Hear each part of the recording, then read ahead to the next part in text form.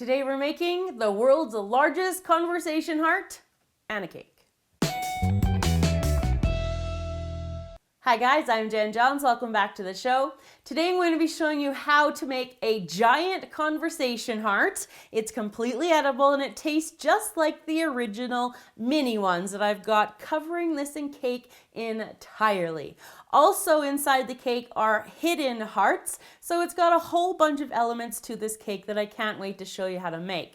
Now, if you don't know what a conversation heart is, they are little candies that are usually found in stores around Valentine's Day, and they have little messages on them.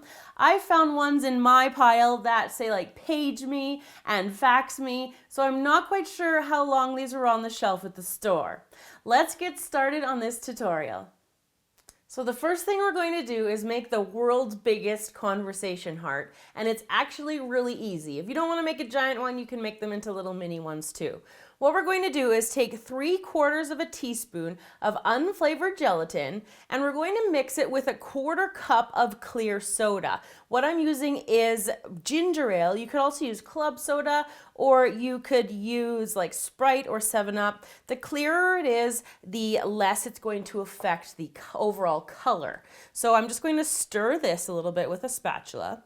And once it's kind of settled down, I'm going to pop it into the microwave, and I'm going to heat it for about 30 seconds or even up to a minute, because I want to make sure that my gelatin is completely dissolved.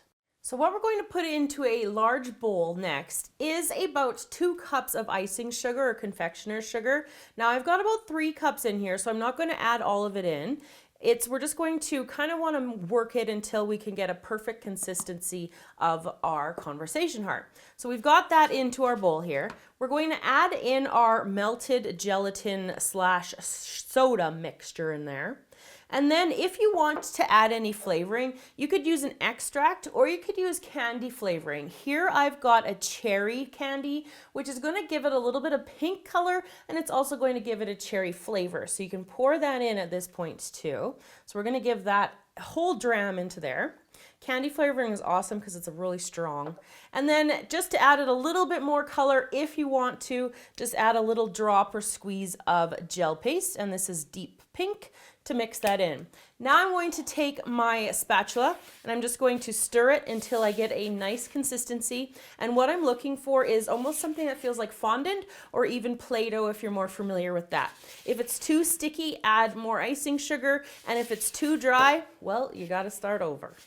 So I've transferred my mixture to a non-stick silicone mat. It's just going to make it a little bit easier at the end here. So mine's still a little bit sticky, so I'm just going to add in some more of the icing sugar until I get that real true, like, you don't want it to be too dry or it will crack a little bit easier, but you want to make sure that it's not so sticky that it's going to stick to like your rolling pin and your hands, of course. So just continue to kind of knead it and get that icing sugar worked in here on the mat. So once you've got it nice and consistent, it's not sticky anymore, it'll feel just like fondant. You can start to work it as if you would with actual fondant. So I've got a fondant smoother here, and you can also roll it out. And I'm just kind of trying to get those 2 arcs there for the top of the heart. I want to use as much as I can, so I'm trying to kind of make sure that I don't have to cut too much off. So I'm going to line up my cutter just like that, and then I'm going to press it down into the candy heart. There we go. You could peel off the outside stuff and you can put that aside. You could add it to the top if you really wanted to, or you can make little mini conversation hearts out of it. Now, what we're going to do with the heart itself is you just want to carefully pick it up, and then we're going to move it into place so we can insert a dowel. So with the dowel here, what we're going to have to do is we want to be able to have some way to stick it into the cake and have it stay there. So I'm just starting with like a barbecue skewer, because that's going to make my hole kind of nice and basically be a guide hole here.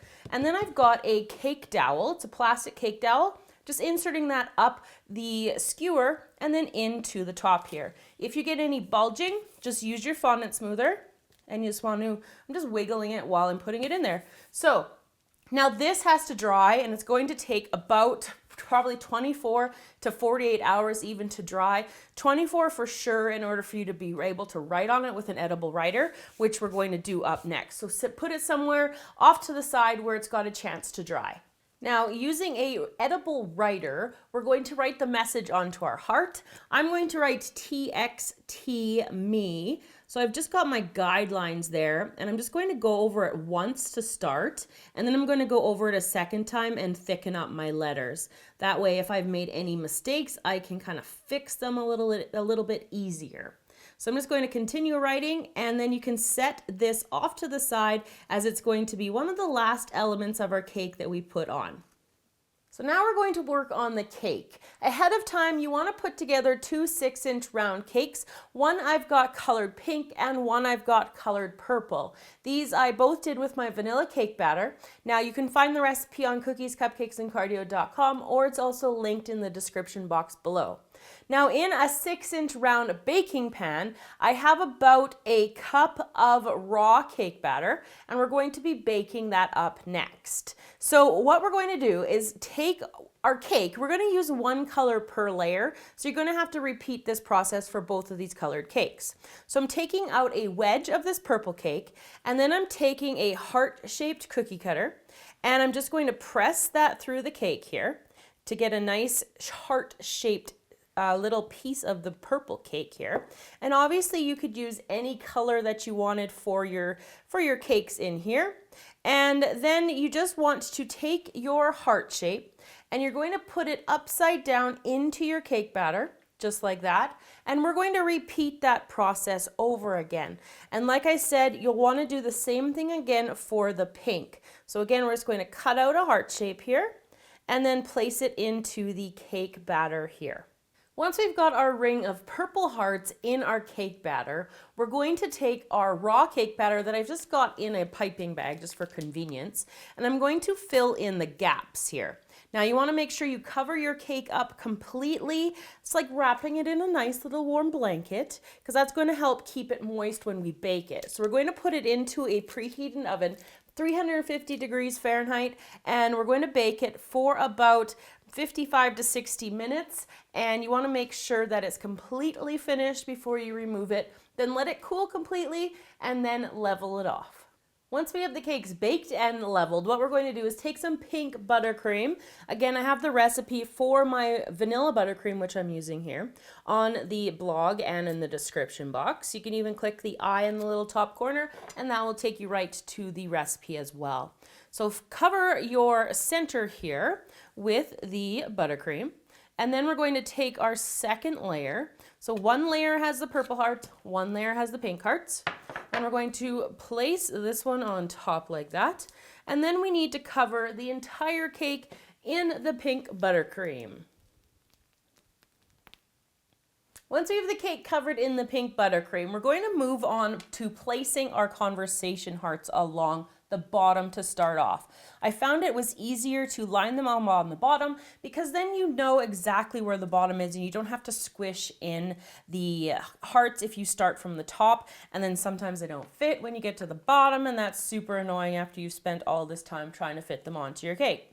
So I'm just putting 2 at a time of each color.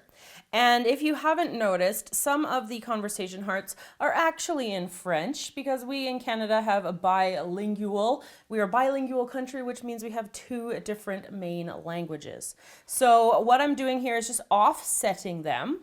And that I'm just making sure that that's going to give that illusion of them moving up the cake. It kind of makes it look a little bit more interesting.